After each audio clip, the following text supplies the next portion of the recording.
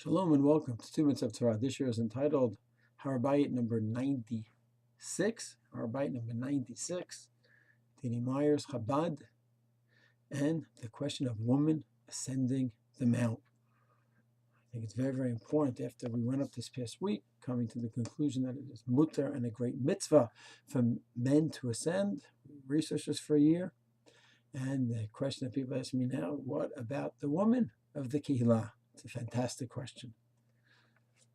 So let me explain something very clear. I'm a Chabadnik.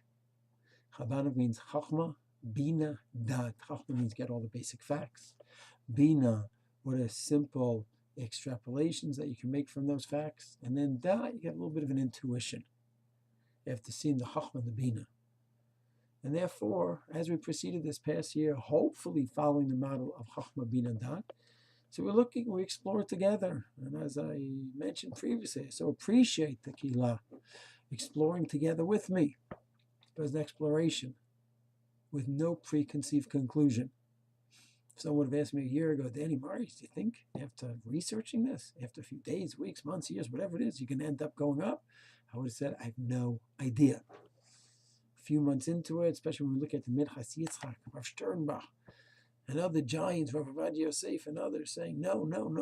If you'd have asked me then, I would have said, no, I do not feel comfortable going against these giants.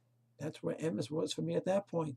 That's where Chochma Bina Daat led to me to at that moment 7-8 months ago. And as time went on, more understanding, more she taught in Rav Avinan, Rav Kook's world, and that was also a little bit shocking that they're so anti-going up because it's a different chapter in history, and that wasn't so much a halachic concern, that was more of a philosophical, so that wasn't so challenging for me to argue with, but we had to keep going and see what about those giants who were saying halachically it's asur.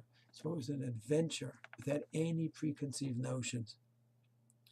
And when I was clear, in my opinion, that the arguments of the Minchas Yitzchak, going to the mikveh, you're not going to the mikveh properly, you'll mislead people, and others are going to go in the wrong place, that to me just wasn't a point for me anymore. I respect him as a great giant, but it didn't speak to me. Then a question about the location.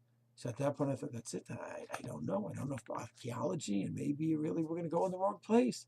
Eventually came to the conclusion that if we just stay by the Western Wall, I'm comfortable with that, and we'll see about further paths in the future. So what about women? I don't know. We're going to explore it after Pesach together. Any preconceived notions? No.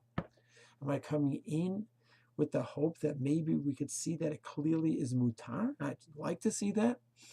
But does that mean we're going to find it? Maybe, maybe not. We will see.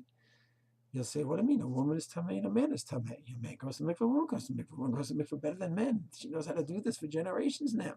True. There are other topics involved. When a woman is with her husband, then that might cause a certain status for a few days. So is it something that's surmountable? Fine. Maybe it is, maybe not. We'll have to see. So I hope everyone joins me in our journey after Pesach on this topic without preconceived notions and conclusions. Rather, we're going to search it together. We're going to learn it together. And Mitzvah Hashem, we'll see where our understanding of Emes brings us to. Shalom.